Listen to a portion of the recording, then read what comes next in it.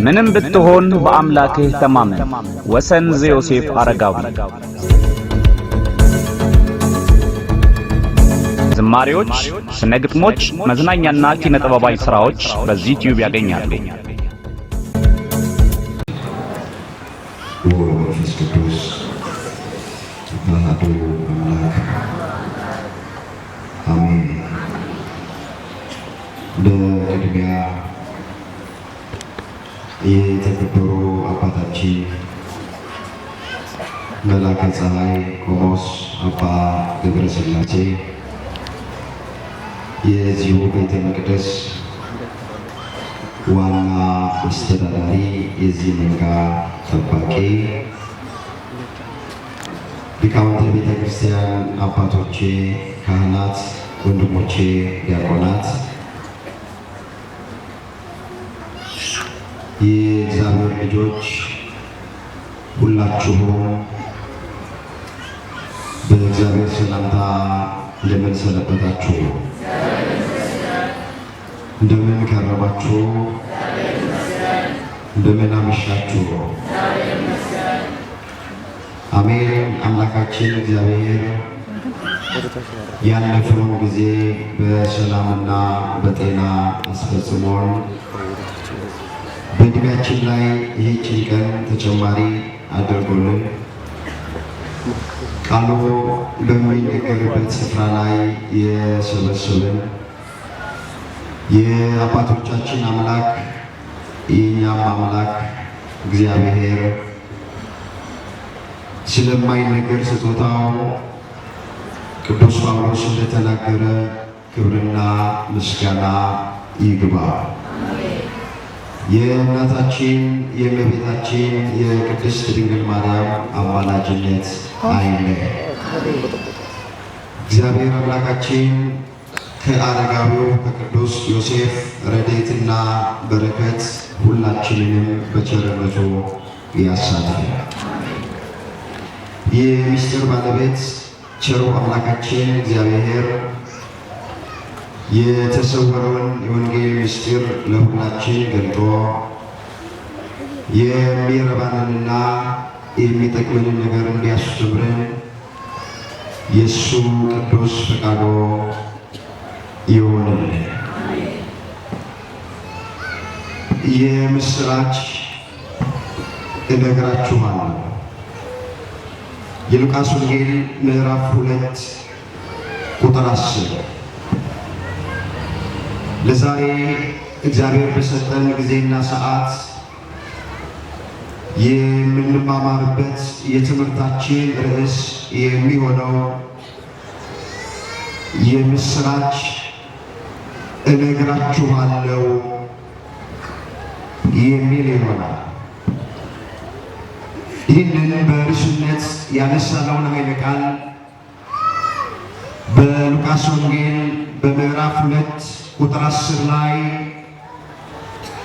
ተመዝግቦ የምናገኘው የእግዚአብሔር ቃል። ይህንን ርዕስ የመረጥንበት ምክንያት አሁን እንደ ቤተ ክርስቲያናችን ስርዓት ያለነው በልደቱ ዋዜማ ላይ ስለሆነ ይህም ጉባኤ በወጣቶቹ ሲሰራ ሲዘጋጅ የልደትን በዓል ምክንያት በማድረግ ስለሆነ ጊዜውን፣ ወቅቱን፣ ዘመኑን የዋጀ ትምህርት መማር እንድንችል ይህንን ርዕስ መርጠናል። ቆሞ ለመናገር ቁጭ ብሎም ለማድመጥ ጥበብ ከእግዚአብሔር ሲሰጥ ብቻ ነውና ለእኔ ለባሪያው ተናጋሪ የሆነ አንደበትን ለእናንተም ለሰሚዎቹ አስተዋይ የሆነ ልቡናን ቸሩ አምላካችን እግዚአብሔር ለሁላችንም በቸርነቱ ያድለ። እስኪ አንድ ጊዜ በርዕስነት ያነሳነውን ኃይለ ቃል ሁላችንም በህብረት ለመናገር ራሳችንን እናዘጋጅ። እነግራችኋለሁ አምላካችን እግዚአብሔር ለሁላችን የምስራችን ይንገር። በእውነት ሐዘን በሚሰማበት በዚህ ዘመን፣ መርዶ በሚሰማበት በዚህ ዘመን፣ ሞትና ረሃብ እልቂት በሚሰማበት በዚህ ዘመን በእግዚአብሔር ቤት ውስጥ ብቻ እግዚአብሔር ለልጆቹ የምስራችን ያሰማ። ተስፋ የሚያስቆርጥ ነገር ነው ዓለም የምታሰማ። ወደ እግዚአብሔር ቤት መጥተን ቃሉን ስንሰማ ዝማሬውን ስናደምጥ የተቆረጠ ተስፋችን ይቀጥላል። ከጭንቀታችን እንረጋጋለን። እንባችን ከዓይናችን ላይ ይታበሳል። በዚህ ዘመን ለኛ ብቸኛዋ መጽናኛችን ቅድስት ቤተ ክርስቲያን ናት። ቤተ ክርስቲያንና የእግዚአብሔር ቃል ባይኖሩ እኛ ክርስቲያኖች መኖር አንችልም ነበር። በዓለም ውስጥ ግርግር፣ ጫጫታ፣ ረሃብ፣ ስደት፣ ሞት፣ እልቂት እንሰማለን። ወደ እግዚአብሔር ቤት ስንመጣ ደግሞ እግዚአብሔር በተለያየ ሰዎች እያደረ የምስራች ያሰማናል። እስኪ ይህንን አምላክ በደንብ አድርጋችሁ አመስግኑ። የምስራች የሚያሰማንን አምላክ ሐዘናችን ለደስታ የሚለወጥበት፣ ከጭንቀት የምንረጋጋበት፣ የተቆረጠ ተስፋችን የሚቀጠልበት፣ ከውድቀት የምንነሳበት፣ ከስብራት የምንጠገንበት፣ እንቆቅልሻችን የሚፈታበት፣ ታሪካችን የሚቀየርበት፣ አፋችን በሳቅ ከንፈራችን ደግሞ በእልልታ የሚሞላበት የምስራች የተባለ ወንጌል የሚያሰማንን መድኃኔ ዓለም ኢየሱስ ክርስቶስን ድገሙና ከልባችሁ አመስግኖት። ክብር ይግባው አምላካችን እግዚአብሔር።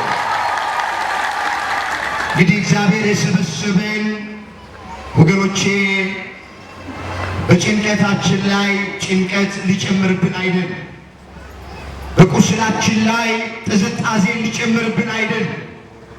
እግዚአብሔር የሰበሰበ የጠራ በቃሉ ሊያሳርፍ የምስራችን ሊነግረን ነው። እንዲህ እያለ ነው የሚጣራው፣ እናንተ ደካሞች ሸክም የከበደባችሁ ሁሉ ወደ እኔ ኑ እኔም አሳርፋችኋለሁ ነው የሚል። ወገኖቼ በዚህ ዘመን ሰው ባለው ነገር ማረፍ አልቻለም። አንዳንድ ሰዎች ብዙ ገንዘብ እየቆጠሩ ነው፣ በገንዘባቸው ግን ማረፍ አልቻሉ።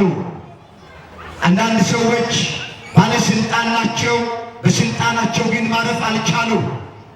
እውቀት ያላቸው በእውቀታቸው በዚህ ዘመን ማረፍ አልቻሉ።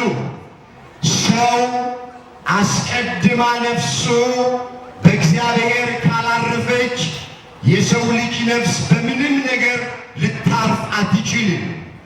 ነፍሳችን አስቀድማ በእግዚአብሔር ማረፍ አለባት።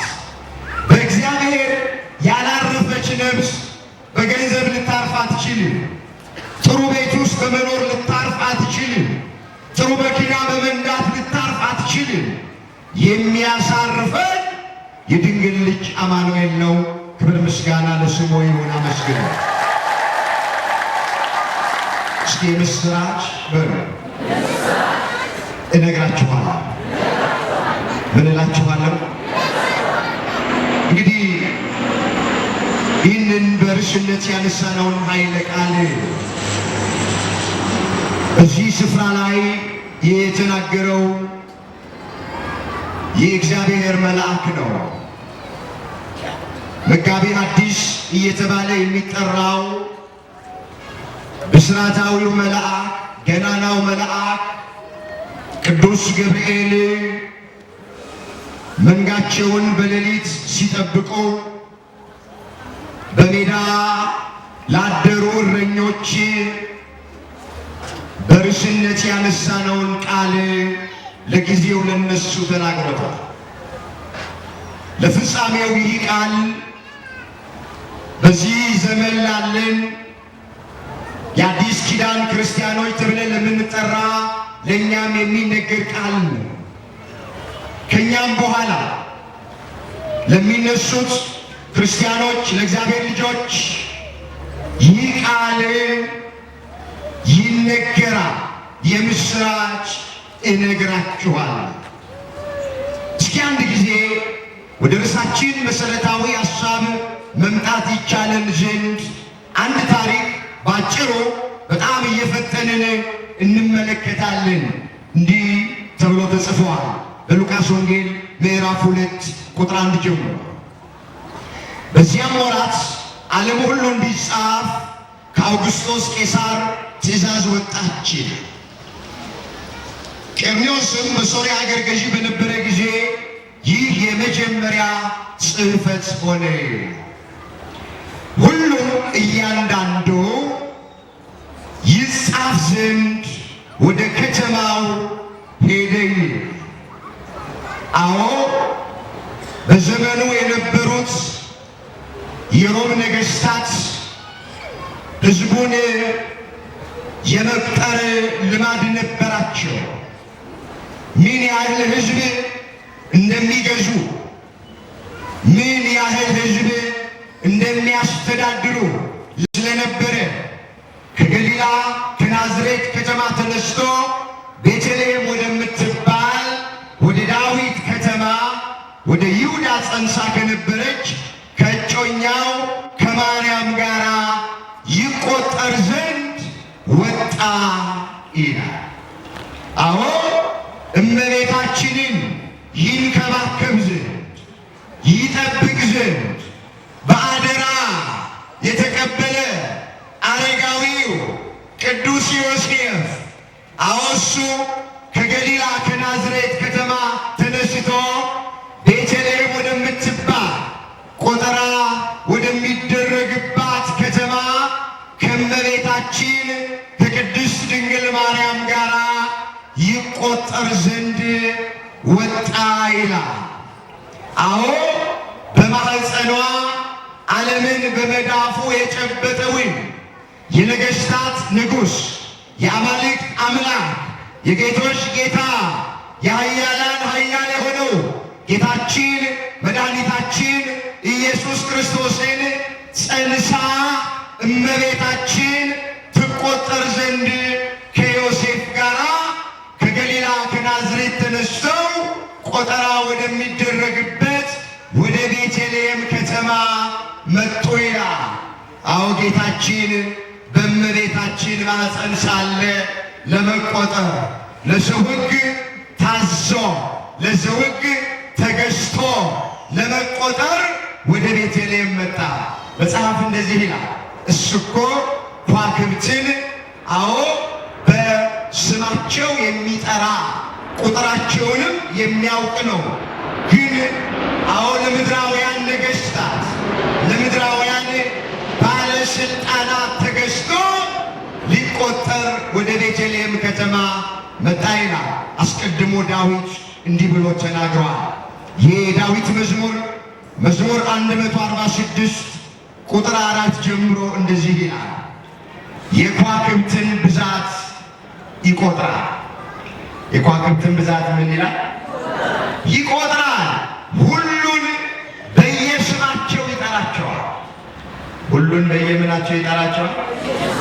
ወገኖቼ ከእግዚአብሔር በቀር ከዋክብትን መቁጠር የሚችል ማንም የለም። እግዚአብሔር ግን የሚሳነው ነገር ስለሌለ የከዋክብትን ቁጥር እንኳን ያውቃል። የእያንዳንዳችን የፀጉራችን ቁጥር በእግዚአብሔር ዘንድ የታወቀ ነው። ማንም ሰው የራሱን ፀጉር ቁጥር ማወቅ አይችልም። እግዚአብሔር ግን የሚሳነው ነገር የለም፣ ይችላል። አሁን የከዋክብትን ብዛት የሚቆጥር በየስማቸውም የሚጠራቸው አምላክ በፍጹም ትሕትና ለምድራዊው ንጉሥ ለአጉስጦስ ቄሳር ሕግና ሥርዓት ተገዝቶ ለመቆጠር በእመቤታችን ማኅፀን ሳለ ወደ ቤተልሔም ደረሱ ይላል። እዛ በደረሱ ጊዜ እመቤታችን በዚያ ሳሉ ይላል የመውለጃዋ ወራት ደረሰ ይላል። የምኗ ወራት ደረሰ? የመውለጃዋ ወራት ደረሰ። ለእንግዶችም ስፍራ አልነበረም። ለመቆጠር ወደ ቤተልሔም ከተማ በመጡ ሰዎች ስፍራው ተጨናንቆ ነበረ። ቤቶቹ ሁሉ ተይዘው ነበረ። እመቤታችን ድንገት የመውለጃዋ ወራት ደረሰ። የብዙ ሰዎች ቤት እያንኳኳች እንዲያስጠጓት ብትጠይቅ ሁሉም በሩን ዘጋ፣ ሁሉም ደጃፉን ዘጋ። የዚህም ጊዜ አማራጭ ጠፋ። ወደ ከብቶች ግርግም ሄደች ድንግል ማርያም ወላዲት አምላክ። ያንን የከብቶች ግርግም ሳትጸየፍ የበኩር ልጇን መድኃኔ ዓለም ኢየሱስ ክርስቶስን ለዓይን በሚከፋ ለአፍንጫ በሚከረፋ ስፍራ በቤተልሔም ዋሻ በከብቶች ግርግም ጌታችን ኢየሱስ ክርስቶስን ወለደችው ይላል። ክብር ምስጋና ለአምላካችን ለእግዚአብሔር ይሁን። ወገኖቼ በዓይነ ሕሊናችሁ የከብቶች ግርግምን አስቡት። እንኳን እዛ ስፍራ ላይ ለመወለድ በዚያ በኩል ለማለፍ አይመችም፣ ይሸታል፣ ይከረፋል። ነገር ግን ያንን ሽታው ሳትጸየፍ ጠራረገችና ድንግል ማርያም ወላዲት አምላክ በዚያ በተናቀው ስፍራ በከብቶች ግርግም በዋሻ ውስጥ የበኩር ልጇ ኢየሱስ ክርስቶስን ወለደች። ሳይጸየፍ እዛ ተወለደ። ወገኖቼ የከብቶች ግርግምን ያልተጸየፈ አምላክ እኔና እናንተም ምንም ኃጢአተኞች፣ ምንም ደካሞች፣ ምንም ጎስቋሎች ብንሆን አምላካችን ኢየሱስ ክርስቶስ አይጸየፈንም። ክብር ምስጋና ለስሙ ይሁን። ማንንም አይጸየፍም። ምስጢሩ እሱ ነው። ያንን በረት ያልተጸየፈ አምላክ፣ ያንን በረት ያልተጸየፈች ድንግል ማርያም ወላዲት አምላክ እናትና ልጁ በምንም አይነት ኃጢአት ውስጥ በምንም አይነት ወንጀል ውስጥ ብንሆን የምናመልከው አምላካችን እግዚአብሔር ማናችንንም አይጸየፍንም። መጽሐፍ ምን ይላል? ነፍሴ አትጸየፋችሁም ይላል የሰራዊት ጌታ እግዚአብሔር። እስኪ ነፍሴ በሉ አትጸየፋችሁም ይላል የሰራዊት ጌታ እግዚአብሔር። እግዚአብሔር ይጸየፈናል? እግዚአብሔር ይጠላናል? ኦሪት ዘሌዋውያን ምዕራፍ 26 ቁጥር 12 ላይ የተጻፈ እግዚአብሔር ቃል ነፍሴ አትጸየፋችሁም ነው የሚለው። እግዚአብሔር የሚጠላው ኃጢአትን ነው እንጂ ኃጢአተኛውን አይጠላው። እንመጣበታለን፣ እንመለስ። የበኩር ልጇን በዚያ ወለደች፣ በመጠቅለያም ጠቀለለችው። በእንግዶች ማደሪያ ስፍራ ስላልነበራቸው በግርግም ውስጥ አስተኛቸው። በዚያም መንጋቸውን በሌሊት ሲጠብቁ በሜዳ ያደሩ እረኞች ነበሩ። እነሆ የጌታ መልአክ ወደ እነርሱ ቀረበ፣ የጌታ ክብርም በዙሪያቸው አበራ። እረኞቹ መልአኩን ባዩ ጊዜ ታላቅ ፍርሃት ፈሩ። መልአኩም እንዲህ አላቸው፣ እነሆ ለሕዝብ ሁሉ የሚሆን ታላቅ ደስታ የምስራች እነግራችኋለሁና አትፍሩ። ዛሬ በዳዊት ከተማ መድኃኒት እርሱ ክርስቶስ ጌታ የሆነ ተወልዶላችኋል አለ። ክብር ምስጋና ለአምላካ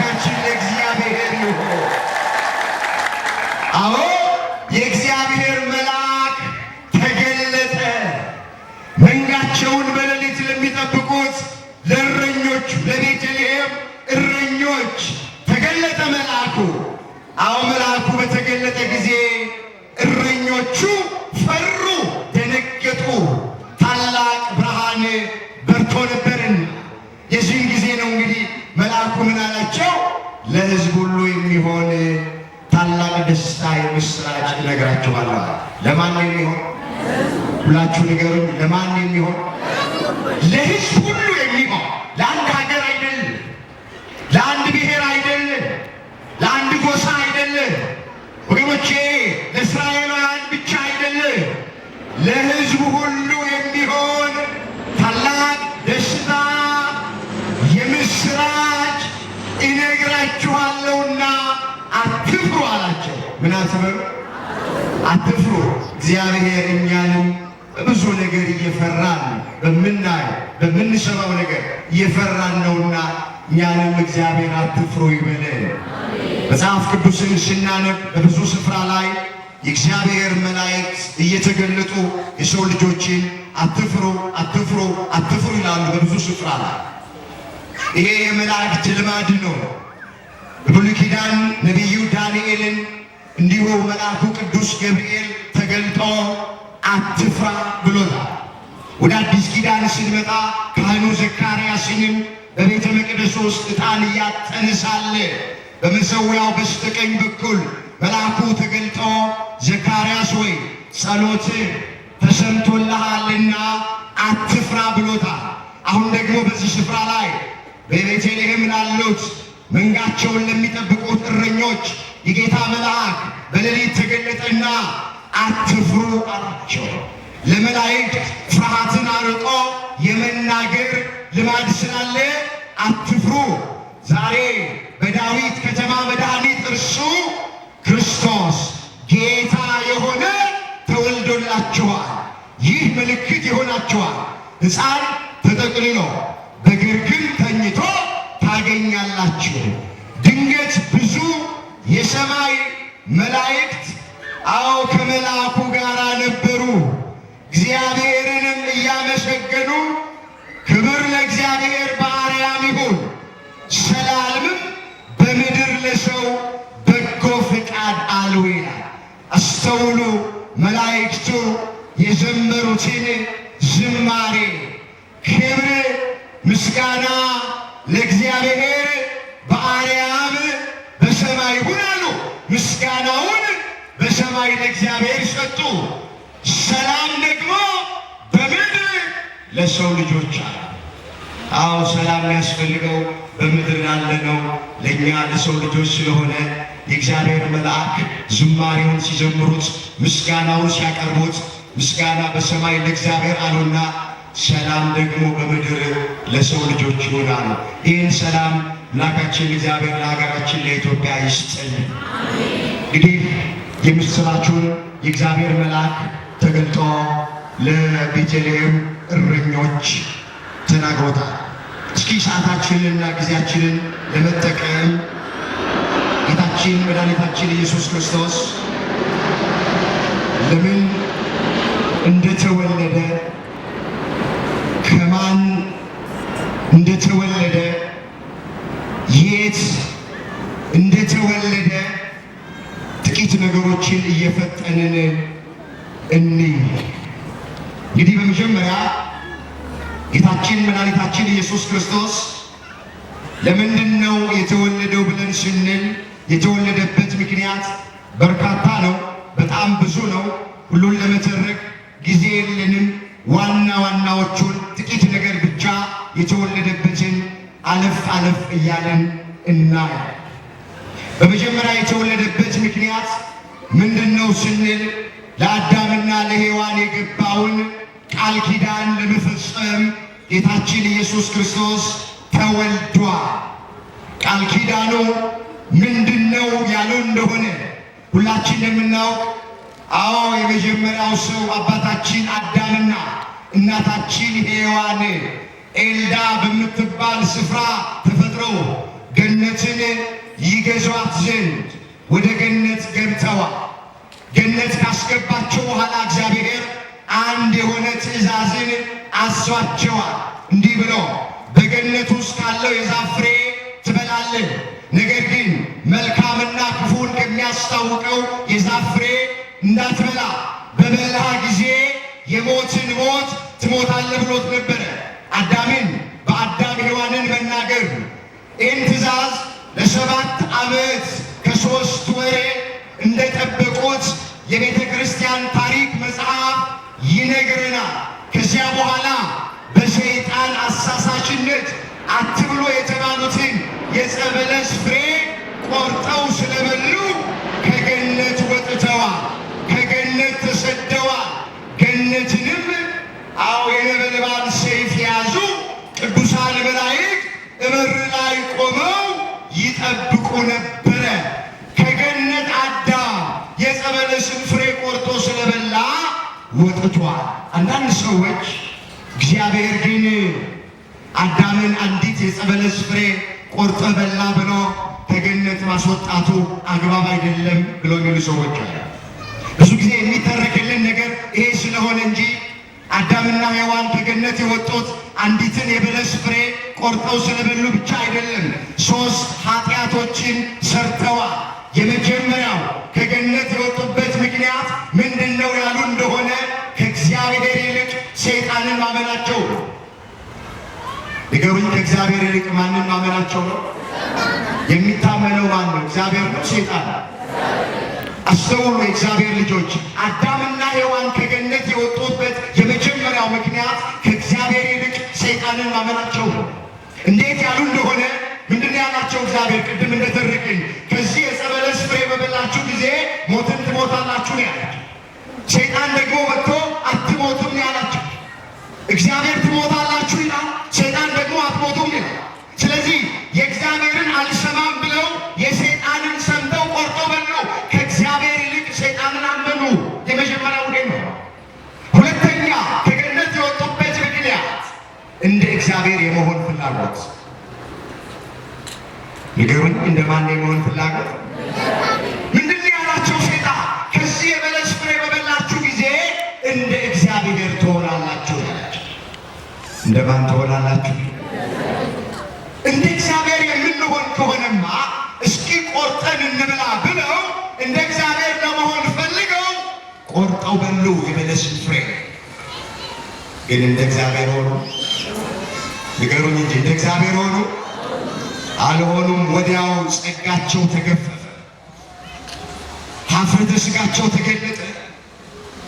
አዳምን ሮጦ ጫካ ውስጥ ገባ፣ ሔዋንን ሮጣ ጫካ ውስጥ ገባች። እነሱ እንደ እግዚአብሔር እንሆናለን ብለው ነበር የበሉት። እንኳን እንደ እግዚአብሔር ሊሆኑ ይቅርና እንደ ሰውም መሆን አልቻሉም። አባቶቻችን ምን ይላሉ? የቆጡን አውርድ ብላ የብብቷን ጣለች ይላሉ። እንደ እግዚአብሔር መሆን ፈልገው ቆርጠው በሉ። ነገር ግን እንደ ሰው መሆንም አልቻሉም። ልጅነታቸውን አጣው፣ ጸጋቸው ተገፈፈ፣ ኀፍረተ ሥጋቸው ተገለጠ። ዘለው ሁለቱም ጫካ ውስጥ ገቡ። ሁለተኛው ከገነት የወጡበት ምክንያት እንደ እግዚአብሔር የመሆን ፍላጎት። ሶስተኛው ሁላችን የምናውቀው ነው፣ ትእዛዝ እግዚአብሔርን መጣሳቸው። አትብሉ የተባሉትን መብላታቸው፣ አትንኩ የተባሉትን መንካታቸው ከገነት አስወጥቷቸው።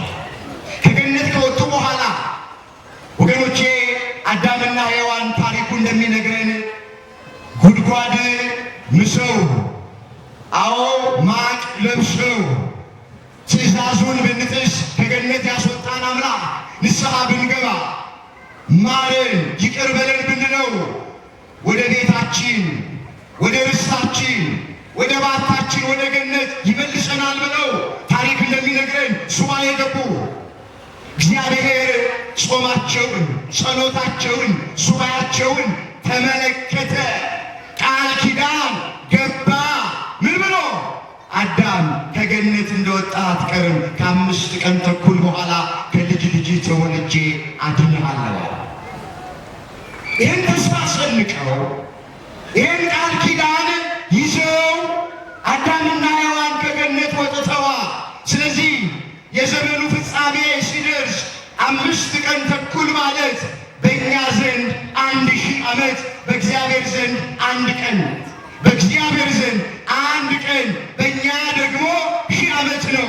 5 ቀን ተኩል ማለት 5500 ዘመን ማለት ነው። የሰውና የእግዚአብሔር አቆጣጠር ይለያል። ቅዱስ ጴጥሮስ በመልእክቱ ስለዚህ እንዲህ ብሎ ተናግሯል። እስኪ ተመልከቱት ይህንን ኃይለ ቃል እዚህ በሁለተኛ ጴጥሮስ በምዕራፍ 3 ቁጥር 8 ላይ የተጻፈ ቃል እናንተ ግን ወዳጆቼ ሆይ አለ በጌታ ዘንድ አንድ ቀን እንደ 1000 ዓመት 1000 ዓመትም እንደ አንድ ቀን እንደሆነ ይህንን አንድ ነገር እንዳትረሱ ይላል። በጌታ ዘንድ አንድ ቀን በእኛ ዘንድ 1000 ዓመት። አዎ በእኛ ዘንድ 1000 ዓመት፣ በእግዚአብሔር ዘንድ ስንት ቀን ነው? ስንት ቀን ነው? ስለዚህ ከ5 ቀን ተኩል በኋላ ከልጅ ልጅ ተወልጄ አድናለሁ ሲለው 5 ቀን ተኩል ማለት ስንት ማለት ነው? ንገሩኝ እንጂ 5500 ዘመን ማለት። ይሄ ሲፈጸም ጌታችን ኢየሱስ ክርስቶስ ለአዳም የገባውን ቃል ኪዳን ለመፈጸም ከሰማይ ሰማያት ወረደ። ከእናታችን ከእመቤታችን ከቅድስት ድንግል ማርያም ከሥጋዋ ሥጋ ከነፍሷ ነፍስ ነስቶ በአጭር ቁመት በጠባብ ደረት ተወስኖ በቤተልሔም ዋሻ በከብቶች ግርግም ተወለደ። ቅዱስ ጳውሎስ እንዲህ አለ፣ ነገር ግን የዘመኑ ፍጻሜ በደረሰ ጊዜ እግዚአብሔር ከሴት የተወለደው ልጁን ላከው እንደ ልጆቹ እንሆን ዘንድ አለ። እዚህ በገላትያ መልእክቱ ምዕራፍ 4 ቁጥር 4 ላይ የተጻፈ የእግዚአብሔር ቃል አስተውሉት። ይህንን ኃይለ ቃል ነገር ግን የዘመኑ ፍጻሜ በደረሰ ጊዜ አለ። የምኑ ፍጻሜ ሁላችሁ ንገሩኝ። የምኑ ፍጻሜ? የትኛው ዘመን ያሉ እንደሆነ 5500 ዘመን በተፈጸመ ጊዜ ማለት ነው። በደረሰ ጊዜ ማለት ነው።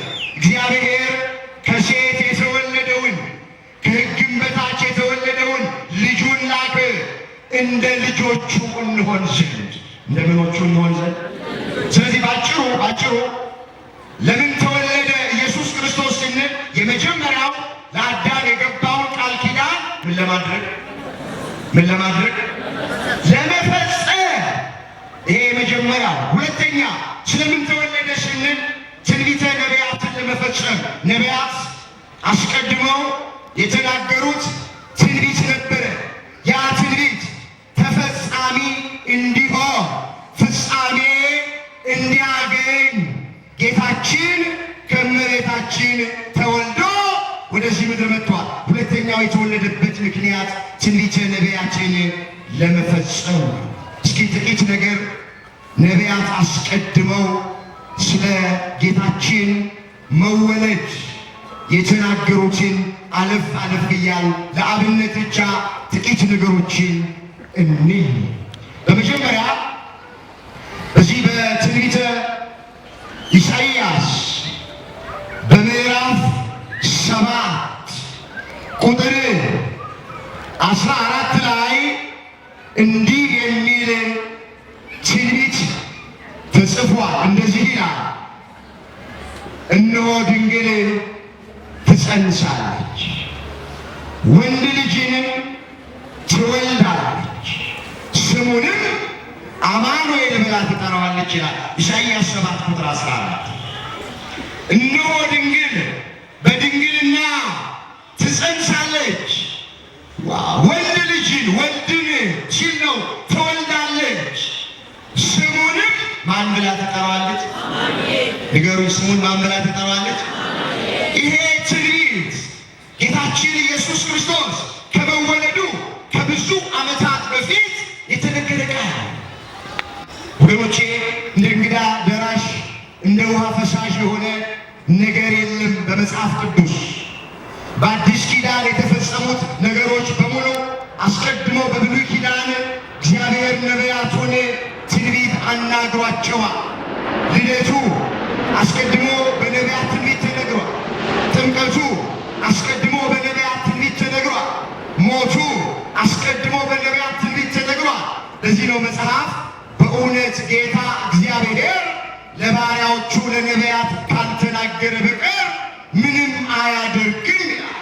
እዛ ትንቢተ አሞጽ ምዕራፍ 3 ቁጥር 7 ላይ የተጻፈ እግዚአብሔር ቃል በእውነት ጌታ እግዚአብሔር ለባሪያዎቹ ለነቢያት አዎ ለነ ኢሳይያስ፣ ለነ ሚክያስ፣ ለነ ሚልክያስ ለተቀሩትም ነቢያት አስቀድሞ ካልተናገረ በቀር ምንም ነገር አያደርግም። ልደቱ እንግዳ አይደለም። አስቀድመው ነቢያት እግዚአብሔር መንፈስ ቅዱስ ገልጦላቸው ትንቢት ተናግረዋል። አዎ እነሆ ድንግል ትጸንሳለች፣ ወንድ ልጅንም ትወልዳለች፣ ስሙንም አማኑኤል ብላ ትጠራዋለች የሚለው የትንቢት ቃል ይፈጸም ዘንድ ኢየሱስ ክርስቶስ ከድንግል ማርያም ተወልዷል። አዎ ሁለተኛው የተወለደበት ምክንያት የነቢያት ትንቢት ይፈጸም ዘንድ ነው። እስኪ አንድ ጨምር። በዚሁ በትንቢተ ኢሳይያስ ምዕራፍ 9 ቁጥር 6 ላይ እንዲህ ተብሎ ተጽፏል። ሕፃን ተወልዶልናል፣ ወንድ ልጅም ተሰጥቶናል፣ አለቅነት በጫንቃው ላይ ይሆናል። ስሙ ድንቅ መካር፣ ኃያል አምላክ፣ የዘላለም አባት፣ የሰላም አለቃ ተብሎ ይጠራል። ሌላኛው ትንቢት ይሄ ነው። ተመልከቱ። ሕፃን ተወልዶልናል አለ። ወደፊት የሚሆነውን ነገር እንደተፈጸመ አድርጎ ነቢዩ ኢሳይያስ ተናገረ። ይሄ የመጽሐፍ ልማድ ነው። ወደፊት የሚፈጸመውን እንደተፈጸመ፣ ወደፊት የሚደረገውን እንደተደረገ አድርጎ መናገር የመጽሐፍ ልማድ ስለሆነ ነው። ሕፃን ይወለድልናል የሚለውን ነቢዩ ምን አለ? ሕፃን ተወልዶልናል አለ። ወንድ ልጅም ተሰጥቶናል አለ። አለቅነት ደግሞ በጫንቃው ላይ ይሆናል አለ። ስሙን ሲገልጠው ድንቅ መካር፣ ኃያል አምላክ፣ የዘላለም አባት፣ የሰላም አለቃ ተብሎ ይጠራል። ወገኖቼ የተወለደው ሕፃን ምንም ሕፃን ቢሆን የሰላም አለቃ ነው። የሰላም ምንድን ነው? የሰላም አለቃ ነው። የሰላም አለቃ ብቻ አይደለም፣ የዘላለምም አባት ነው። የተወለደው ሕፃን የዘላለም ምንድን ነው? ማንም ሰው ለዘላለም አባት መሆን አይችልም ከክርስቶስ በቀር። በሥጋ የወለዱ አባቶቻችን የተወሰነ ጊዜ ነው አባትነታቸው የሚሸከሙን፣ የሚያኖሩን፣ የሚያበሉን፣ የሚያጠጡን። 18 ዓመት ከሞላን ራስህን ቻል ይሉናል። 18 ዓመት ሲሞላን ራስሽን ቻይ ብለው አንዳንዶቹ ከቤት ያስወጡ አሉ። ምድራውያን አባቶች፣ ሥጋውያን አባቶች።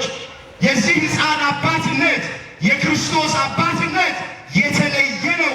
የእሱ አባትነት የዘላለም አባትነት ነው። ክብር ምስጋና ለስሙ ይሆን። አመስግኑት። የዘላለም አባት ነው። ንገሩኝ፣ የምን አባት ነው? ሁላችሁ ተናገሩ። የምን አባት?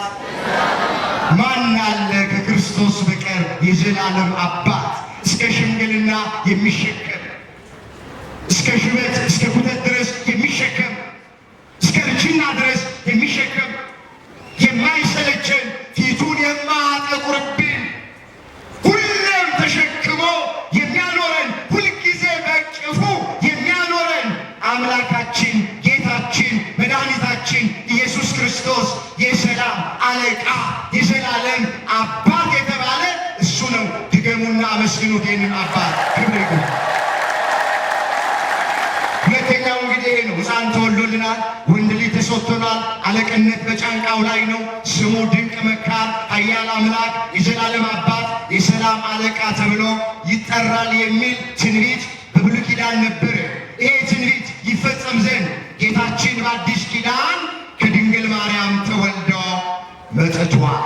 እንግዲህ ሁለተኛው የተወለደበት ለምን ተወለደ ብለን ስንል ትንቢተ ነቢያትን ለመፈጸም ተወለደ። ሌሎችም ትንቢቶች አሉ። እናንተ ግቡና አንብቧቸው። ትንቢተ ሚክያስ ምዕራፍ 5 ቁጥር 2 ላይ የተጻፈ ቃል አለ። እንዲሁም ነቢዩ ሚልክያስም ተናግረዋል። በትንቢተ ሚልክያስ ምዕራፍ 4 ቁጥር 2 ላይ የተጻፈውን ቃል እስኪ እንመልከተው። ትንቢተ ሚልክያስ ምዕራፍ 4 ቁጥር 2 ላይ እንደዚህ ይላል፣ ነገር ግን ስሜን ለምትፈሩ ለእናንተ አለ። ምንን ለምትፈሩ? ስሜን ለምትፈሩ ለእናንተ የጽድቅ ፀሐይ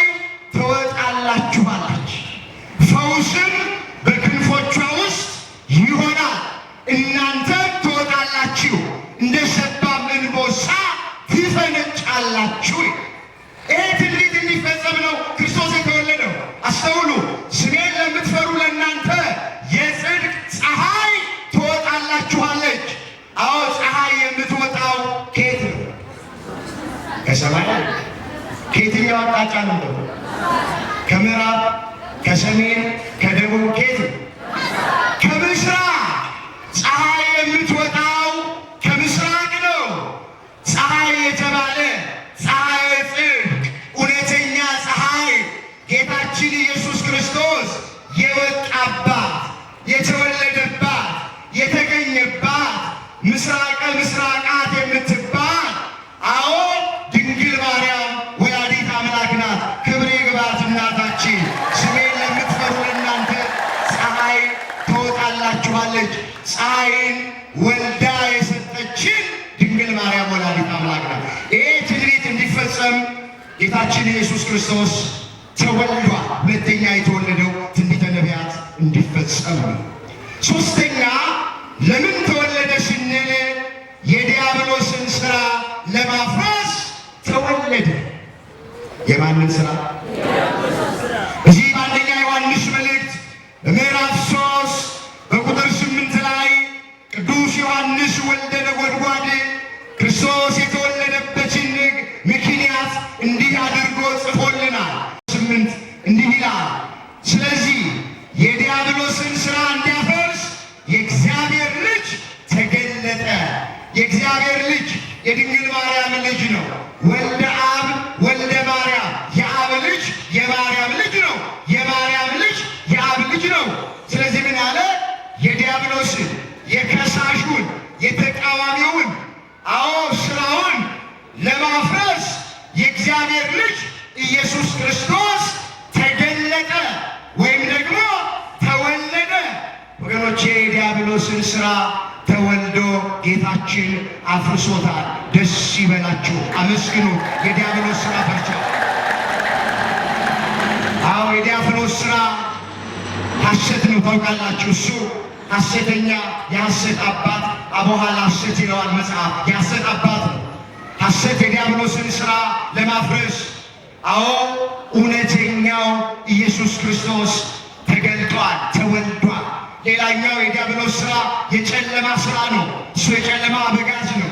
ሥራው ጨለማ ነው። የጨለማውን የዲያብሎስ ሥራ ለማፍረስ ጌታችን ኢየሱስ ክርስቶስ ብርሃን ሆኖ ተገልጦልናል። የዲያብሎስ ሥራ ነፍሰ ገዳይነት ነው።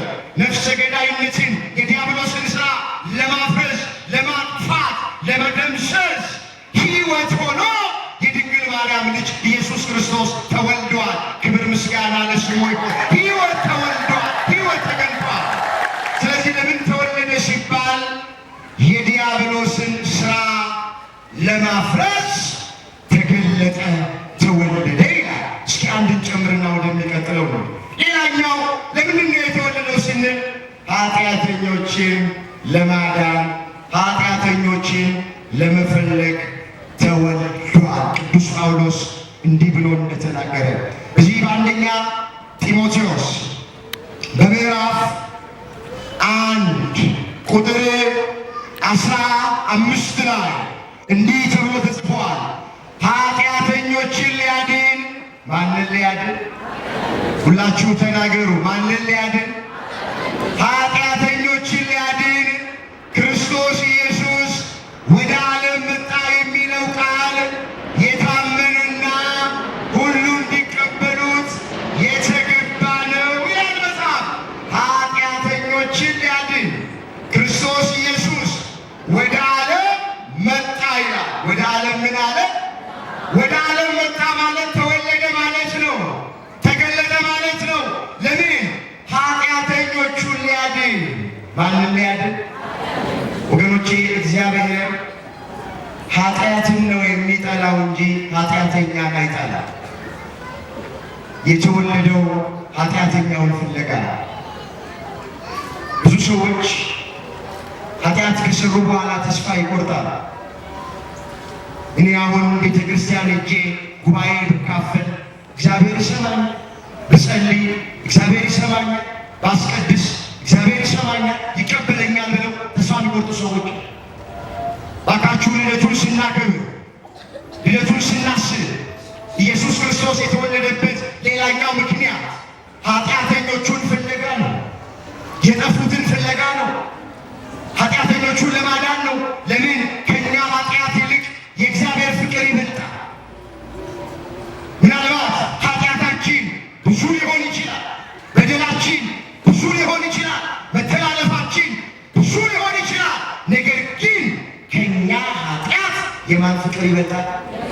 ሁላችሁ ተናገሩ። የማን ፍቅር ይበልጣል? ሰይጣን አስቸኩሎ ኃጢአት ያሰራ፣ አባብሎ ኃጢአት ያሰራ፣ እርኩሱን ቅዱስ አስመስሎ፣ ነውሩን ክብር አስመስሎ፣ ኃጢአቱን ጽድቅ አስመስሎ ጥንተ ጠላታችን ዲያብሎስ አስቸኩሎ ኃጢአት ያሰራናል። ከዛ በኋላ ተስፋ ያስቆርጣል። ያንተ ነገር አበቃ፣ ያንቺ ነገር አበቃልሽ፣ እግዚአብሔር አይሰማህም፣ እግዚአብሔር አይሰማህም፣ እግዚአብሔር አይቀበልህም፣ እግዚአብሔር አይቀበልሽም ይላል። በጆሮአችን መጥቶ ይለናል። ባካችሁ እንደዚህ ልበለው፣ ጠላቴ ሆይ በወድቅ እነሳለሁ፣ ጨለማ ውስጥ ብሆን አምላኬ ወደ ብርሃን ያወጣኛልና በእኔ ደስ አይበልህ እንበለው። አሁን ነቢዩ ሚክያስ የተናገረው ቃል፣ እስኪ ይህንን ቃል ሁላችንም እናስተውለው። በዚህ በትንቢተ ሚክያስ ምዕራፍ 7 ላይ የተጻፈ የእግዚአብሔር ቃል ነው። ተመልከቱት እስኪ ይህንን ኃይለ ቃል።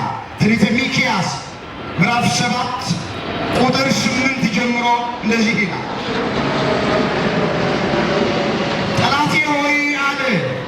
ጠላቴ የሚለው በዚህ ስፍራ ላይ የሁላችን ጠላት የሆነው ጥንተ ጠላታችን ዲያብሎስን ነው እና ሰራዊቱን ነው።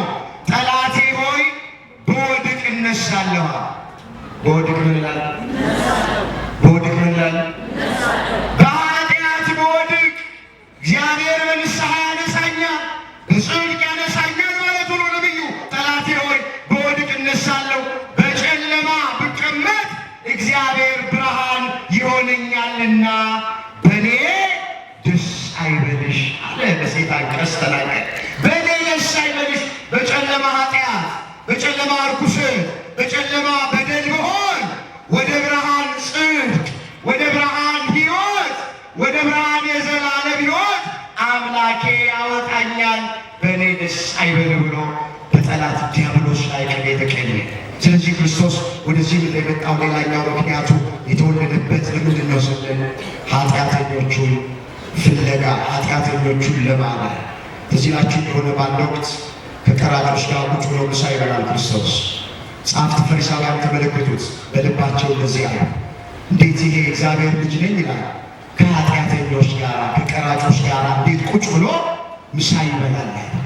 ልብ ያመላለሰውን ኩላሊት ያጤሰውን የሚያውቅ አምላክ ለጸሐፍት ፈሪሳውያን እንዲህ ብሎ ተናገረ፣ በሽተኞች እንጂ ጤነኞች ባለመድኃኒት አያስፈልጋቸውም፣ ጻድቃንን ሳይሆን ኃጢአተኞችን ፍለጋ ነው የመጣው አለ። ስለዚህ ክርስቶስ ወደዚህ ምድር የመጣው ኃጢአተኞቹን ፍለጋ ነው። ባካችሁ በማንም ሰው አናፍረድ። ክርስቶስ የተቀበለውን እኛ የምንቀበል። አንዳንድ ሰዎች በር ላይ ቆመው በከተማ ያለ ማንነታችንን የሚያውቁ ሰዎች እከሌም መጣ እከሊትም መጣች እያሉ የሚፈርዱ ሰዎች አሉ። በማንም ሰው ላይ ለመፍረድ ሞራል የለንም። አንዱን ኃጢአት ባንሰራው ሌላውን ይሰራዋል። ባናመነዘር እንሰርቃለን። ባንሰርቅ በሐሜት የወደቅን አንጠፋ። ባናማ በሚዛን እናጭበረብራለን። በሚዛን ባናጭበረብር ሰነድ እንሰርዛለን፣ እንደልዛለን፣ ጉቦ እንቀበላለን። ይሄን ባናደርግ መተተኛ ቤት፣ አስማተኛ ቤት፣ ድግምተኛ ቤት እንሄዳለን። ከአንዱ ብንነጻ ከአንዱ አንነጻ። ማንም ሰው ፍጹም የለም። ስለዚህ በማንም ሰው ላይ እባካችሁ ጣታችንን አንቀስር። እግዚአብሔር የተቀበለውን እንቀበል። ክርስቶስ የመጣው ጻድቃንን ፍለጋ አይደለም። ክርስቶስ የመጣው ኃጢአተኞቹን ፍለጋ ነው። የማቴዎስ ወንጌል ምዕራፍ 9 ቁጥር 12 በሽተኞች እንጂ ጤነኞች ባለመድኃኒት አያስፈልጋቸውም። አዎ ጻድቃንን ሳይሆን ኃጢአተኞቹን ወደ ንስሐ ልጠራ መጥቻለሁ አለ። የተወለደው ኃጢአተኞቹን ፍለጋ። እንግዲህ የተወለደበት ምክንያት ነው። ለምን ተወለደ ስንል ሰፊ ነው፣ ግን ዋና ዋናዎቹ እነዚህ ናቸው። የት ተወለደ ሲባጭሩ ነው። ሁላችን እንደምናውቅ ቅድምም እንዳየነው ጌታችን ኢየሱስ ክርስቶስ የተወለደው በቤተልሔም ነው። የት ነው የተወለደው? አቤት ይሄ እንደ ድንገት አይደለም ይሆን። ጌታችን በቤተልሔም ሲወለድ እንደ አጋጣሚ አይደለም። አስቀድሞ ነቢዩ ሚክያስ የተናገረው ትንቢት ነበረ። ያ እንዲፈጸም ቤተልሔም በምትባለው ስፍራ ላይ ተወልዷል። እንዲህ ይላል ትንቢተ ሚክያስ። እየፈጠን ጥቂት ነገር ትምህርታችንን እንጠቀልለዋለን። በዚህ በትንቢተ ሚክያስ በምዕራፍ 5 ቁጥር 2 ላይ የተጻፈውን ቃል እስኪ ተመልከቱ። እንደዚህ አንቺ ቤተልሔም ኤፍራታ ሆይ አንቺ በይሁዳ አእላፋት መካከል ትሆኚ ዘንድ እነሆ ታናሽ ነሽ። እነሆ ምንድን ነሽ? ታናሽ ነሽ። ከአንቺ ግን አወጣጡ ከቀድሞ ጀምሮ ከዘላለም የሆነ በእስራኤል ላይ ገዢ የሚሆን ይወጣልና አለ። ይወለዳልና ሲል ለጊዜው የትንቢት በቁሙ የተነገረው ቤተልሔም የምትባለዋ ከተማ ነቢዩ ሚክያስ በዛ በኩል አገልግሎት ሲያል ከተማይቱ ትርጓሜውን ስናነብ እንደምናገኘው ተፈታ፣ ቋያ፣ እሾ፣ አሜከላ በቅሎባት ተመለከተ። ኋላ ትንቢት ተናገረ ስለ ከተማይቱ። እንደዚህ እንደሆንሽ አትቀሪም፣ ነገሥታት ይነግሱብሻል፣ ነጋሪት ይጎሰልብሻል፣ ድንኳን ይተከልብሻል እያለ ለጊዜው ስለ ከተማይቱ ስለ ቤተልሔም ስለ ኤፍራታ ተናግሯል። ለፍጻሜው ግን ቤተልሔም የተባለች ቤተ ኅብስት ማለት ነው። ቤተልሔም ማለት አዎ፣ ኤፍራታ ማለት ጸዋሪተ ፍሬ ማለት ነው። ቤተልሔምም የተባለች ኤፍራታም የተባለች ድንግል ማርያም ወላዲት አምላክ ናት። ኤፍራታ ፍሬ መያዣ ማለት ነው። ፍሬው ኢየሱስ ክርስቶስ ነው። የፍሬው መያዣ ድንግል ማርያም ወላዲት አምላክ ናት። ቤተልሔም ማለት የእንጀራ ቤት ማለት ነው። እንጀራ የሕይወት እንጀራ ኢየሱስ ክርስቶስ ነው። የእንጀራው ቤት ደግሞ ድንግል ማርያም ወላዲት አምላክ ናት። ክብር ምስጋና ይግባት። አመስግኗት እመቤታችን። የእንጀራው መገኛ እንጀራውን የሕይወትን እንጀራ ወልዳ ለዓለም የሰጠች ያስገኘች ወላዲት አምላክ ናት። ስለ እመቤታችን የተነገረ ቃል ነው። አንቺ ቤተልሔም ኤፍራታ ሆይ አዎ በይሁዳ አእላፋት መካከል አሁን ታናሽ ነሽ፣ ነገር ግን ከአንቺ አወጣጡ ከቀድሞ ጀምሮ ታላቅ የሆነ ገዢ ይወጣል ብለው ትንቢት ተናግረው ነበር። ስለዚህ የተወለደው የት ነው ስንል መጽሐፍ ቅዱስ እንደሚነግረን ኢየሱስ ክርስቶስ የተወለደው በቤተልሔም ነው። ቤት ነው የተወለደው፣ በቤተልሔም ነው የተወለደው። በብዙ ስፍራ ላይ ይሄ ተጽፏል። እናንተ ቤት ግቡና በማቴዎስ ወንጌል በምዕራፍ 1 ቁጥር 18 ጀምሮ ስታነቡት እዛ ቤተልሔም እንደተወለደ ይነግረናል። ዳዊትም በመዝሙር 131 ቁጥር 6 ላይ ይህንን አምጥቶታል። እንዲህ ይላል የዳዊት መዝሙር 131 ቁጥር 6 እነሆ በኤፍራታ ሰማነው። በኤፍራታ ምን አለ? እንደ ሕፃን እያለቀሰ በኤፍራታ ሰማነው፣ በቤተልሔም ሰማነው፣ በዱር ውስጥም አገኘ። በዱር ውስጥም ምን አለ? አገኘነው። በተናቀው ስፍራ፣ ለዓይን በሚከፋ ለአፍንጫ በሚከረፋው ስፍራ፣ በከብቶች ግርግም፣ በቤተልሔም ዋሻ አዎ አገኘነው አለ። ወደ ማደሪያዎቹ ገብተን እንገባና እንሰግዳለን እያለ ተናገረ። ስለዚህ የት ተወለደ ሲባል ክርስቶስ የተወለደው በቤተልሔም ነው። ከማን ተወለደ ስንል ሁላችን እንደምናውቅ ጌታችን መድኃኒታችን ኢየሱስ ክርስቶስን ወዳ የሰጠችን የሁላችን እናት የሆነች ድንግል ማርያም ወላዲት አምላክ ናት። አመስግኗት። የተወለደው እሱ ወገኖቼ፣ ያለ ድንግል ማርያም የልደት በዓል የለም። ያለማ የልደት በዓል አሁን እንኳን ለብርሃነ ልደቱ አደረሳችሁ፣ እንኳን ለጌታ ልደት አደረሳችሁ የሚሉ ብዙ ሰዎች አሉ። ግን ጌታችንን 9 ወር ከ5 ቀን በማኅፀኗ የተሸከመች ጡቶቿን አጥብታ ያሳደገች በክንዶቿ ያቀፈች በጀርባዋ ያዘለች የማናቀውን አምላክ ያሳወቀች የማይዳሰሰው መለኮት የተዳሰሰው ከድንግል ማርያም በነሳው ሥጋ ለመለኮት ሥጋና ደም የለው። ያንን ሥጋ ከሥጋዋ ነፍስ ከነፍሷ የነሳው የተዋሃደው የወሰደው ከድንግል ማርያም። ስለዚህ ስለ ኢየሱስ ክርስቶስ ልደት ስንናገር ድንግል ማርያም ወላዲት አምላክን ለይተን አንተዋትን። ወልዳ የሰጠች ያዳነን ኢየሱስ ክርስቶስ፣ ሞቶ ሕይወት የሰጠን ኢየሱስ ክርስቶስ፣ ቆስሎ የፈወሰን ኢየሱስ ክርስቶስ፣ ተቸግሮ ከችንካር ያላቀቀን ኢየሱስ ክርስቶስ፣ ድሃ ሆኖ መጽሐፍ እንደሚናገር በሱ ድህነት እኛን ባለጠጋ ያደረገን ኢየሱስ ክርስቶስ ነው። ያዳነንን እኛ ኦርቶዶክሳውያን እናውቃለን። ግን የድህነታችን ምክንያት ጌታችን መድኃኒታችን ኢየሱስ ክርስቶስን ወልዳ የሰጠች ደግሞ ድንግል ማርያም ናት። ሁላችሁ ክብር ስጧት፣ ምስጋና ያቅርቡላት። ክብር ይግባት ወላዲተ አምላክ። ስለዚህ ከማን ነው የተወለደው ስንል መጽሐፉ እንደሚነግረን ከእመቤታችን ነው የተወለደው። የሉቃስ ወንጌል ምዕራፍ 1 ቁጥር 28 ጀምሮ እስኪ ተመልከቱ። እንደዚህ ይላል፣ በስድስተኛው ወር መልአኩ ቅዱስ ገብርኤል ከእግዚአብሔር ዘንድ ተልኮ መጣ። ከማን ዘንድ ተልኮ መጣ? ከእግዚአብሔር ዘንድ ወደ አንዲት ድንግል፣ የድንግሊቱም ስም ማርያም ይባል ነበረ። ማን ይባል ነበረ? ማርያም ይባል ነበረ። መልአኩም ወደ እመቤታችን ቀረበ፣ እንዲህ አላት፣ ጸጋ የሞላብሽ ሆይ ጌታ ካንቺ ጋር ነውና ደስ ይበልሽ አላት። ደስ ይበላት ወላዲተ አምላክ፣ አመስግኗት። ጸጋ የሞላብሽ ሆይ ጌታ ካንቺ ጋር ነውና ደስ ይበልሽ አላት። ተመልከቱ፣ የላከው እግዚአብሔር ነው። የተላከው ቅዱስ ገብርኤል ነው። የተላከው ወደ ናዝሬት ገሊላ ነው። ወደ እመቤታችን ነው የመጣ። እንዲህ ነው ያላት ሲመጣ፣ ጸጋ የሞላብሽ ሆይ ጌታ ካንቺ ጋር ነውና ደስ ይበልሽ። ደስተኛይቱ ማርያም ሆይ አለ።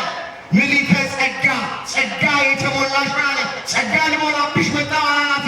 ጸጋ የተሞላሽ፣ ጸጋ የሞላብሽ ድንግል ማርያም ወላዲት አምላክ ጌታ ካንቺ ጋር ነው አላት። ጌታ ከማን ጋር ነው አላት? አንቺ ከሴቶች መካከል ተለይተሽ የተባረክሽ ነሽ አላት። እመቤታችን ከሴቶች ሁሉ የተለየች ናት። ስለ ብዙ ነገር የተነገረ ቃል ነው። የመጀመሪያው ድንግል ማርያም ከሴቶች ሁሉ ልዩ ያደረጋት፣ ሌሎች ሴቶች ቢወልዱ በዘር በሩካቤ ይወልዳሉ። እመቤታችን ያለ ዘር ያለ ሩካቤ የወለደችው። ሌሎች ሴቶች ከመውለዳቸው በፊት ድንግል ሊሆኑ ይችላሉ። በወለዱ ጊዜ ድንግልናቸውን ያጣሉ። ከመጸነሳቸው በፊት ድንግል ሊሆኑ ይችላሉ። በጸነሱ ጊዜ ድንግልናቸውን ያጣሉ። እመቤታችን ግን ቅድመ ጸንስ፣ ጊዜ ጸንስ፣ ድህረ ጸንስ፣ ቅድመ ወሊድ፣ ጊዜ ወሊድ፣ ድህረ ወሊድ። ከመጸነሷ በፊት ድንግል ነች። በጸነሰች ጊዜ ድንግል ነች። ከጸነሰችም በኋላ ድንግል ነች። ከመውለዷ በፊት ድንግል ነች። በወለደችም ጊዜ ድንግል ነች። ከወለደችም በኋላ ድንግል ነች። ድንግልም ናት፣ እናትም ናት። ወላዲተ አምላክ ክብር ይግባት። እናትነትን ከድንግልና ጋር አስተባብራለች። ሁለተኛ ልዩ ያደረጋት ነው። ሶስተኛ ከሴቶች መካከል ድንግል ማርያም ልዩ የሆነችበት ምክንያት ምንድን ነው ያሉ እንደሆነ ሌሎች ሴቶች ቢወልዱ ነገስታትን፣ መኳንንትን፣ ጳጳሳትን፣ ዝነኛ ሰዎችን፣ ስመጥር የሆኑ ሰዎችን፣ ባለጊዜዎቹን፣ ባለገንዘቦችን ሊወልዱ ይችላሉ ሌሎች ሴቶች። እመቤታችን የወለደችው ግን ሁሉን አስረጅቶ የሚኖረውን በሞት ላይ ስልጣን ያለውን አሕዛብን በብረት በትሩ የሚገዛውን የነገስታት ንጉሥ የአማልክት አምላክ የጌቶች ጌታ የሆነውን ጌታችን መድኃኒታችን ኢየሱስ ክርስቶስን በመውለዷ ከሴቶች ሁሉ ድንግል ማርያም ትበልጣለች። ልዩ ናት እመቤታችን። ክብር ይግባት። ስለ እነዚህ ነገሮች ከሴቶች ሁሉ የተለየች ነሽ ብሎ አላት። ጌታችንን እንደምትጸንሰው በመንፈስ ቅዱስ እንደምትወልደው ነገራት። ስለዚህ ከማን ነው የተወለደው ስንል ኢየሱስ ክርስቶስ የተወለደው ከማን ነው? አቤት! እናትን ጥሎ ልጅን አንጠልጥሎ ከመዞር አምላካችን እግዚአብሔር ይጠብቀን። ወገኖቼ እኛ ኦርቶዶክሳውያን ልጇን መድኃኒት ነው ሕይወት ነው ብለን አምላክ ነው ብለን እናምናለን። እሷን ደግሞ ምን እንላለን? ወላዲተ አምላክ ናት። የአምላክ እናት ናት። እመብርሃን ናት። የብርሃን እናት ናት። እመቤታችን ናት እያለን እናመሰግናታለን። አንዳንድ ሰው ድንግል ማርያምን እመቤታችን ስንል ጆሯቸውን የሚያሳክካቸው ሰዎች በጣም ቅር ናቸው። እሷ ከማን ትበልጣለች ነው እመቤታችን የምትባለው። እኔ በጣም ነው የሚገርመኝ። የጠቅላይ ሚኒስትሩ ሚስት በኢትዮጵያ ላይ ጠቅላይ ሚኒስትር የሚሆኑት በሙሉ ታውቃላችሁ፣ ቀዳማዊት እመቤት ነው የሚባለው። ምንድን ነው የሚባለው? ምን ፈራችሁ? ሁሉም እኮ ነው የአሁኖቹ ብቻ ካይ ሁሉም ጠቅላይ ሚኒስትሮች ይህን ስልጣን ይህን ሹመት ሲያገኙ ሚስቶቻቸው እድለኛ ናቸው። ማን ነው የሚባለው? አንተ ያን ምድራዊ ንጉሥ ሚስት ቀዳማዊት እመቤት ብለን አፋችንን ሞልተን ከተናገርን የጌታችን የመድኃኒታችን የኢየሱስ ክርስቶስን እናት ድንግል ማርያምን እመቤታችን ብንል ምንድን ነው ያስነቅፍ? ይበዛበታል። አሜን። አመስግኗት። ሲያንሳት ሲያንስባት ነው እመቤታችን የሚለው ስም ሲያንስባት። ከዛም በላይ ስም ቢኖር ለድንግል ማርያም መሰጠናት። እንዴ ምንድነው ብለን እንዘምረው? ድንግል ፈጣሪዋ እግዚአብሔር። ወገኖቼ ማንም ሰው ጽድቅ ሰርቶ ጻድቅ መሆን ይችላል። ማንም ሰው ስለ ክርስቶስ ስም፣ ስለ ቤተ ክርስቲያን፣ ስለ ሃይማኖት ተጋድሎ ሰማዕት መሆን ይችላል። ማንም ሰው ግን ድንግል ማርያምን መሆን አይችልም። ለምን ያሉ ከአምላክ ጋር መነጋገሪያ ቋንቋችን ናት ድንግል ማርያም። ክብር ይግባት ወላዲተ አምላክ። ብዙዎቹ ግን በቃ እኛ ፍሬውን ነው የምንፈልገው እንጂ ልጇን ነው የምንፈልገው እንጂ እናቱ ምን ታደርግልናለች ብለው የሚነገሩ ሰዎች፣ እኛንም ሊያስጥሉን የሚሰብኩ ሰዎች፣ ሊለያዩ ከመሬታችን ሊለዩን የሚፈልጉ ብዙ ሰዎች አሉ። እግዚአብሔር ለጠፉት፣ ለሄዱት፣ ለወጡት፣ ለካዱት በሙሉ ልብ ሰጥቶ ማስተዋል ሰጥቶ ወደ ቤቱ ያምጣል። ለዘላለም እናትና ልጁ በልባችን ነግሰው ይኖሩ። ክብር ይግባ አምላካችን። ለዘላለም በልባችን ነግሰው ይኖሩ። እነሆ የምስራች እነግራችኋለሁ። ዛሬ በዳዊት ከተማ መድኃኒት እሱ ክርስቶስ ምን ብሎላችኋል? እንግዲህ መድኃኒቱ ተወልዷል። የሚያስፈራ የሚያስጨንቅ ነገር የለም። ምኑ ተወልዷል? መድኃኒቱ ተወልዷልና የተወለደው መድኃኒት ለሁላችንም መፍትሄውን በቸርነቱ ይስጥ። በዓሉም ደግሞ እንደው በመንፈሳዊ መንገድ እግዚአብሔር በሚከብርበት መንገድ እግዚአብሔር ደስ በሚሰኝበት መንገድ በዓሉን እንድናከብረው አምላካችን እግዚአብሔር ይርዳል። አሁን እንኳን ለብርሃነ ልደቱ አደረሳችሁ፣ እንኳን ለገና አደረሳችሁ። ታላቅ የሙዚቃ ድግስ የመግቢያ ዋጋ 10,000 ብር ይባላል። ህዝቡ እንደ ቅጠል እየረገፈ፣ ህዝቡ በረሃብ እያለቀ፣ አይናችን የሚያው ጆሮአችን የሚሰማ ሁሉ በሀገራችን ላይ ደስ አይልም። በዚህ ሰዓት ወደ እግዚአብሔር ማልቀስ፣ መጸለይ፣ መጮህ፣ ማንባት ሲገባ አስረሽ ምችል ጭፈራ፣ ጠጥቶ መስከር። አሁን ቀጠሮ የያዙ ሰዎች አሉ። ለኃጢአት ቀጠሮ የያዙ ሰዎች አሉ። ለርኩሰት ቀጠሮ የያዙ ሰዎች አሉ። እንደ በዓሉን ተርከው ብቻ ማለፍ ምን ቁም ነገር አለ? ስለዚህ ባካችሁ የልደት በዓል የብርሃን በዓል፣ የብርሃኑን በዓል በጨለማ ስራ እንዳናከብረው እግዚአብሔር ይጠብቅ። ብዙ የጨለማ ስራዎች አሉ በከተማችን ውስጥ። በብዙ ሺህ የሚቆጠሩ እንግዶች መጥተዋል ወደዚህ ከተማ። ለጸሎት ይሆን ለምህላ ይሆን ስለ ሀገራቸው ለመጸለይ ስለ ሀገራቸው ለማልቀስ ሲሆን ይሄ ከሆነ ጥሩ ነው፣ ይሄ ከሆነ መልካም ነው። ግን ለርኩሰት ከሆነ ለኃጢአት ከሆነ ጠጥቶ ለመስከር ከሆነ ለዝሙት ከሆነ አመፅን በጨመርን ቁጥር ቅስፈቱ ይጨምራል። ጦርነቱ ይብሳል፣ እልቂቱ ይብሳል፣ ረሃቡ ይብሳል። ስለዚህ ባካችሁ ይህን ገብታችሁ ንገሯቸው ገብታችሁ የብርሃኑን በዓል በጨለማ ስራ እንዳናከብር።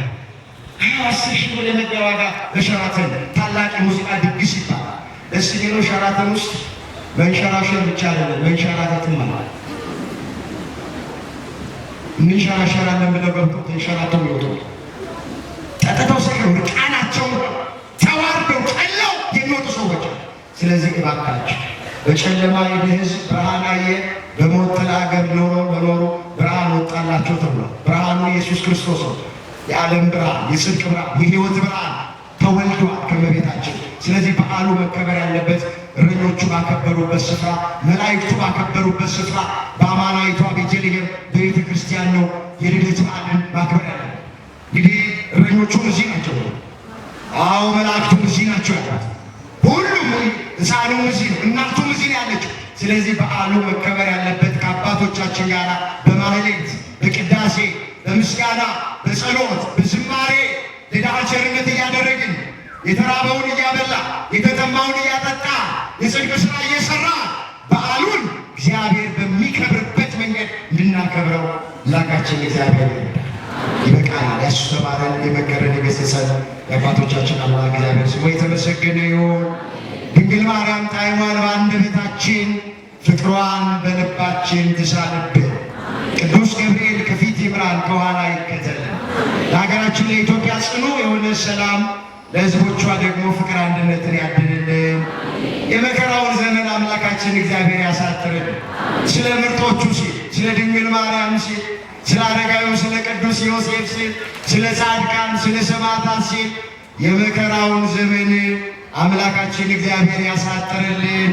በዓሉን የሰላም የፍቅር የደስታ በዓል ለሁላችን ከወዲሁ እግዚአብሔር ያድርግልን። እነሆ የምስራች እነግራችኋለሁ። እግዚአብሔር የሁላችን የመጨረሻ ያሳምር።